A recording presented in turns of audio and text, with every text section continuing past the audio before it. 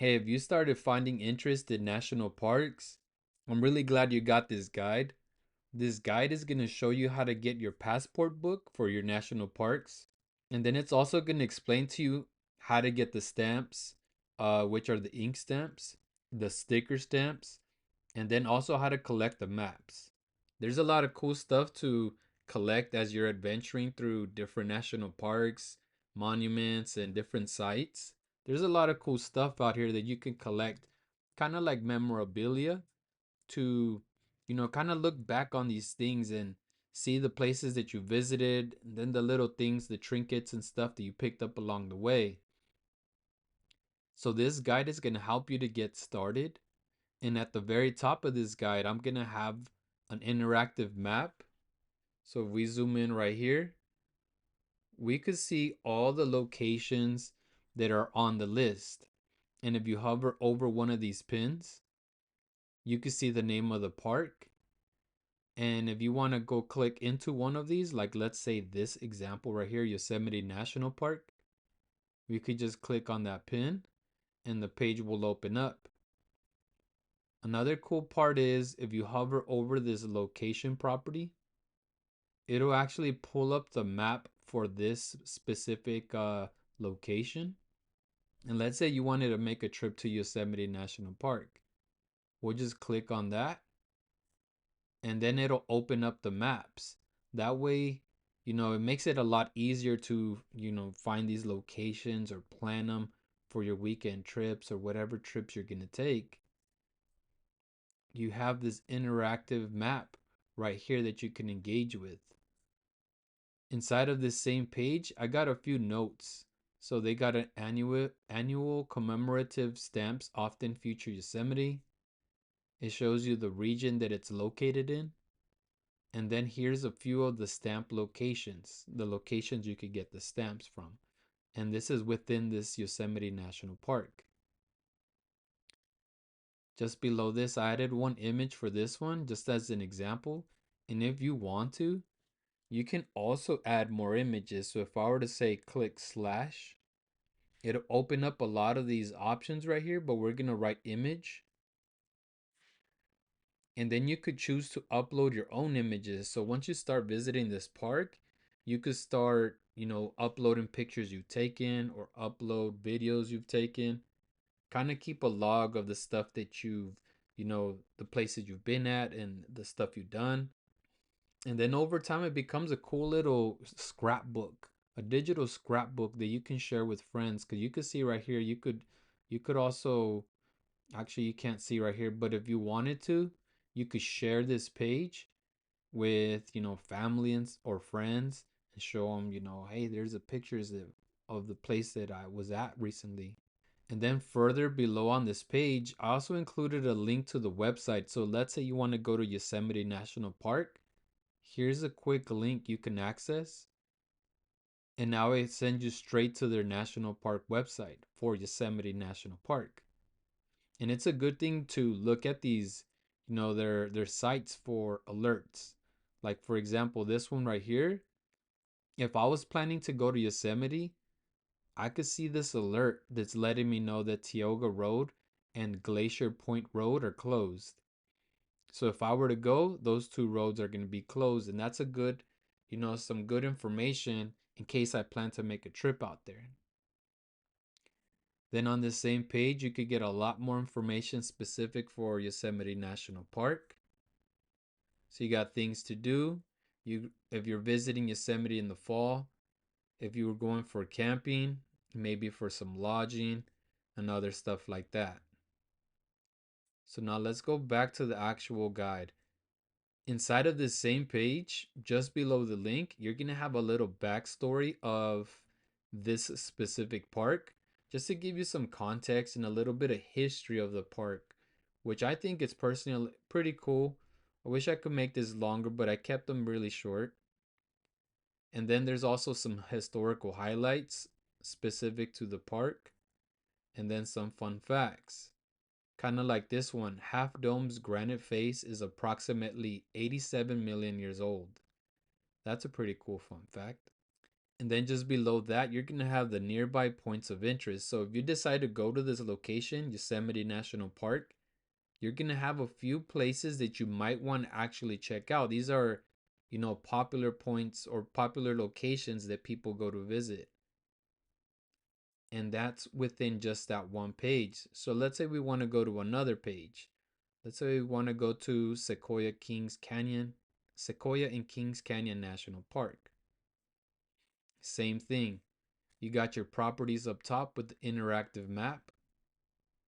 You got the notes, the region it's located, and then some of the visitor centers where you could get the stamps. Here's a link to the website. So once again, always look at these alerts because if you're going to go visit the place, you want to make sure that whatever you're going to go do is actually available that day. And then any other additional information you want to look at. Let's go back. We got the backstory, historical highlights, fun facts, nearby points of interest. I already just recently went to Morro Rock. This is a really cool climb. It's really simple. It's a really tall staircase that goes up on a mountain, and then as you get further up, they have little sections where it kind of like cuts off to the side a little bit of the staircase, and then you could take beautiful pictures of like the wide, giant, enormous park that they have. I guess to explain it simply is basically they got little sections where it's perfect for taking pictures, either of yourself or the park, and you get a really wide view of the entire park. You're really high up there if you go on Morro Rock. So now let's go back down. This is an interactive map. Another cool part about this map is that you can see all the parks that are bunched up next to each other. So you can see over here in Southern California, you got about six in one little location. So if you wanted to plan a trip for, let's say, 1 week trip, you could plan your 1 week trip around these six locations, or maybe a different area, like up here in the Bay Area of California. There is a lot of historical sites and monuments. Like, for example, you got Muir Woods National Monument. You got Rosie the Riveteer World War II Homefront National Historic Park. Eugene O'Neill National Historic Site. So there's a lot of historic sites right here. And then generally the national parks are going to be in about Central California. So you got these red pins right here. One. You got another one at Channel Islands, Sequoia National Park in Kings Canyon, Pinnacles National Park. You got Death Valley National Park. I think I said Joshua Tree. You got Yosemite. And then you got a couple more up here, which is Lassen Volcanic National Park, and then Redwood Nationals and State Park. So this is a really cool little map. You could play with it if you want, zoom in, zoom out, and then kind of plan accordingly. And you got the full list on this other tab on all locations. And it's also grouped by the type of park it is. So this group is all about National Historic Site parks. This group is all about National Historic Trails. You got the national monuments. And then the most popular right here is the national parks. It shows 8 parks, but technically there's 9. And the reason for that is because Sequoia and Kings Canyon is like 2 parks kind of combining into one. If you go visit one park, you could basically visit both parks because at the very edge of Sequoia, you got Kings Canyon. And most people consider that as one single park. So once you look at this map, this is probably what you're going to use the most. But the rest of the guide explains how to get your passport book and how to get the stamps, the collectibles, how to organize all that stuff. So right here, we're going to go with the table of contents. It's just 4 sections, 4 simple sections. So it tells you where to get your national parks passport book. It tells you how to collect your cancellation stamps. It also tells you how to collect or collecting the stickers and the maps, and then how to organize your collection. So just go ahead and read through this guide. But in case you don't want to read the guide, I'll go ahead and break down the main points of this guide. So it'll talk about the passport program. And then right here has the link for the actual passport book. So if you want to order it online, I recommend personally ordering it from this website, americasnationalparks.org. That's where you're going to get the actual, the price of these books are the actual price versus if you go on Amazon, people are reselling them for a little over double the price. So personally, I would rather go to the actual site, or you could go in person and buy them at the visitor center. And usually they have these at the gift shops too. Now, if we go a little bit below, you got the passport book options. There's three different options, and here's a link in case you want to go buy these books online. You got three options. This is the first one I started with, which is I think about 15 bucks right now. And what it has is a lot of context about each of the parks that are inside of the book. It doesn't have all of the parks, but it has most of the parks across the country. And you could put your stickers and your stamps inside of there. It's a very basic one, which is the classic edition. Then you got your collector's edition, which is a little bit bigger. It's more like a regular sheet of paper, at least the dimensions of it, because you can see this is a compact size. And this has more space to fit even more stickers, and I think it has all the parks inside of this collector's edition. And then you got your third one, which is the Explorer's edition, which is kind of similar to this one, except it's got a different, it's kind of got a water resistant binder and then a couple pockets inside of it. And you can see all the details of it if you just click this link, and that's where you could buy it on the America's National Parks website. So now in the second part, it's all about how to collect your cancellation stamps. And you can see all these really cool cancellation stamps. I think this bear claw is really awesome. Most of them are just going to be this round circle with the date and then the name of the park.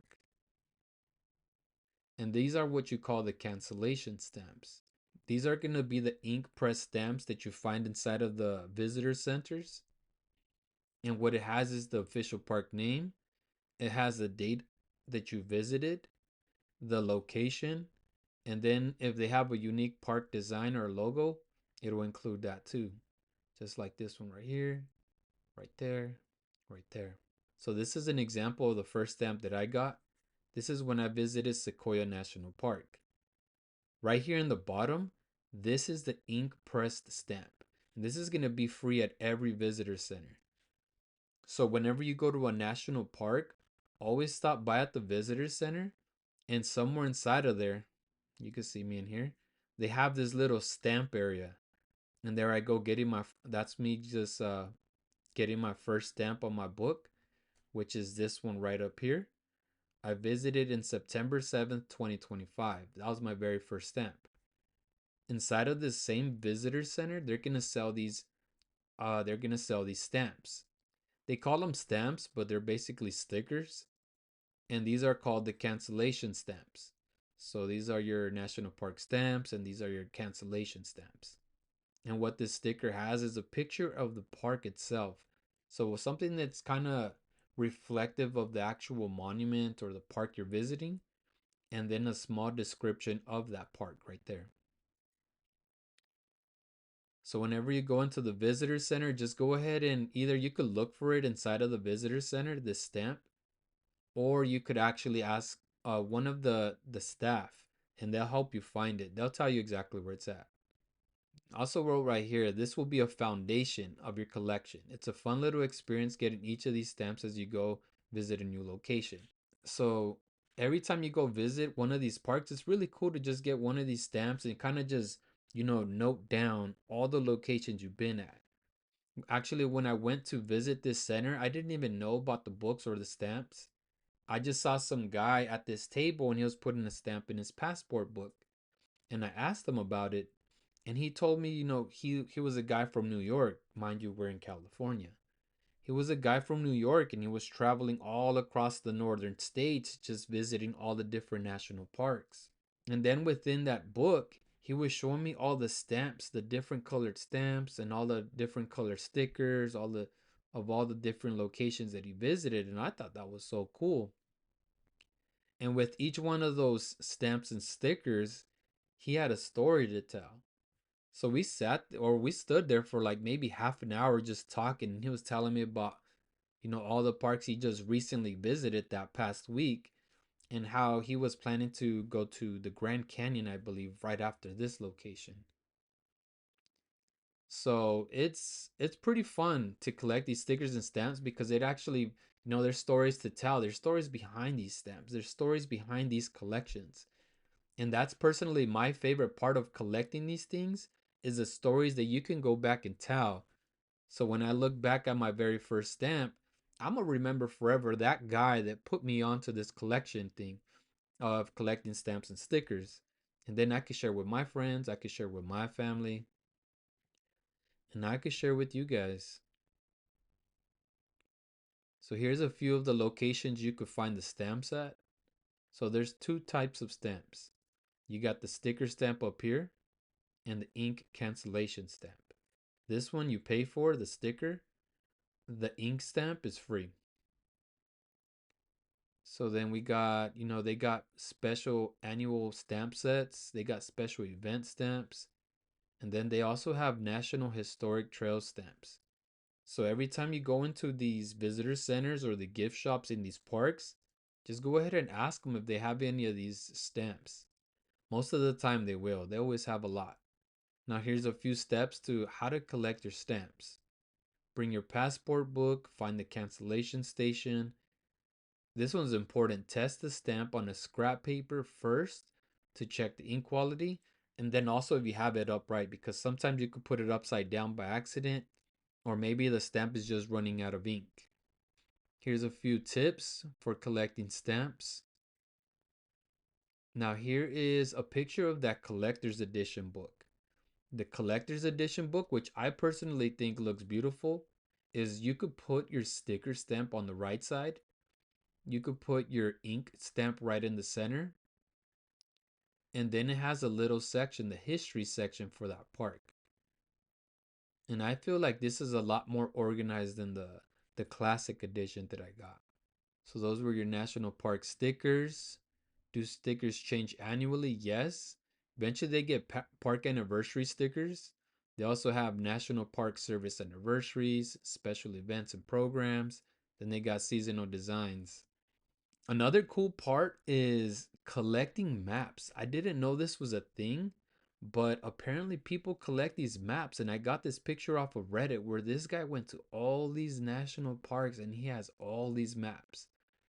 I thought that was so cool.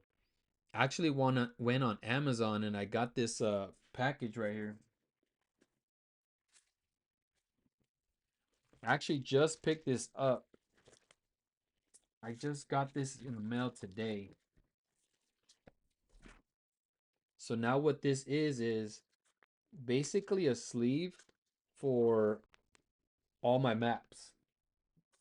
So let's put an envelope.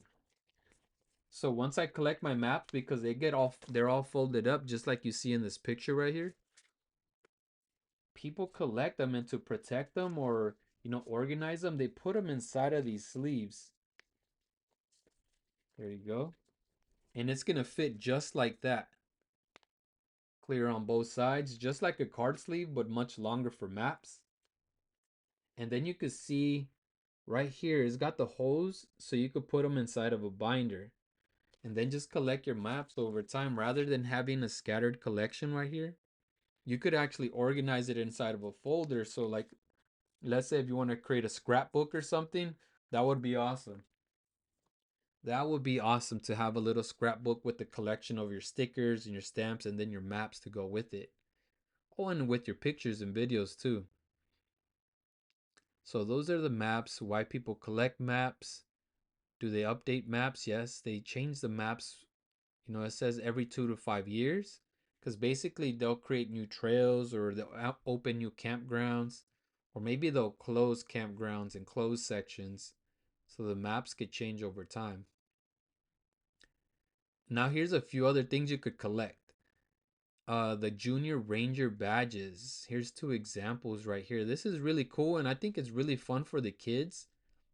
As you start, if you go with family, you could actually get the kids interested in these things to collect badges at different parks, which kind of motivates them to go hiking, to go on trails with you, and go outdoors and explore with you. And actually, this is not just for kids. You could also get it as an adult and collect these badges as well. You also have park patches, which I think look really awesome. A lot of people love putting these on their backpacks, and sometimes their jackets. And they'll either, I think you could heat press these things or stitch them on.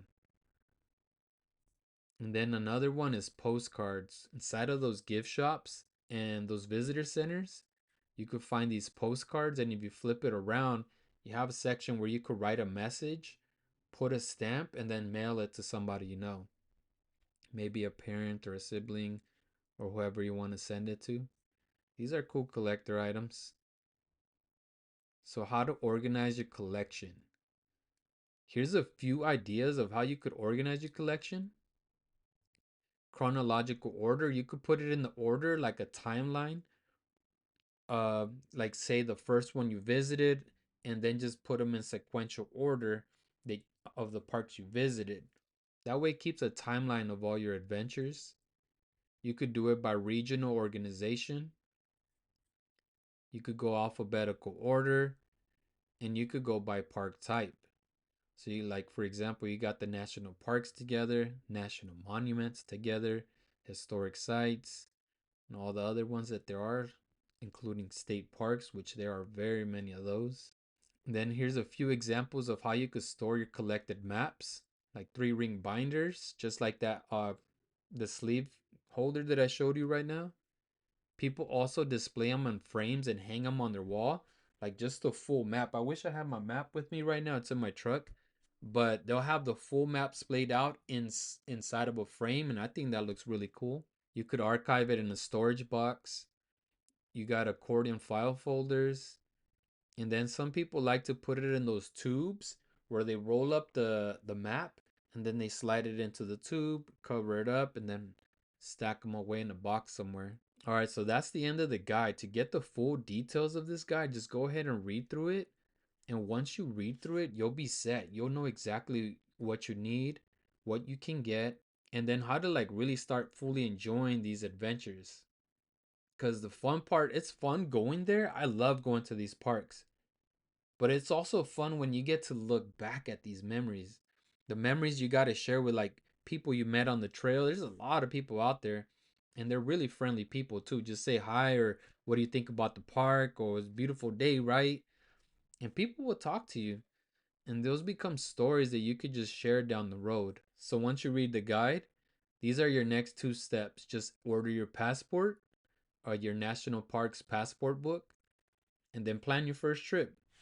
Plan your very first trip to go to whatever park you want. You got a full list at the very top for all the California parks. Aside from the state parks, that's another massive list. And then just start collecting your stamps, collecting your stickers, and collect all your maps. Just organize them however you want. And when people come over, family and friends, just pull it right out and show them, like, look at these cool stickers, look at these cool maps. The maps are fun. Honestly, the maps are fun because then you can start pointing at the trails and follow along on the trails that you actually, that you hiked. And then share photos of, what you've seen right there. That's pretty fun. And if you decide to start going to national parks and exploring different locations and you want to share with a group or a community, there's actually a community I opened up right here, the Trailblazer community. I'm gonna put the link right here at the bottom. And this is gonna be a safe little space where you could share with other like-minded people, just sharing your journey of like places you visited, parks you visited, the lakes, the trees, the birds you've seen. Maybe you've seen some bears or some mountain lions and you want to share those pictures. These are cool things to share, and it's beautiful. I think it's fun to see what other people did because it gives me ideas for myself. It gives me ideas of what I could do, or If you see those wild animals, it's kind of scary. Like, dang, I wonder what they did when you encountered that bear. Like, how did you sleep? Camping out with all those bears or mountain lions there. So that is a breakdown of the guide. Hope you like the guide, and even more so, I hope you get started in hiking and enjoying, different national parks, different monuments, and then documenting everything as you collect these things. All right, guys, happy exploring. Hope you enjoyed this guide. Have a good time.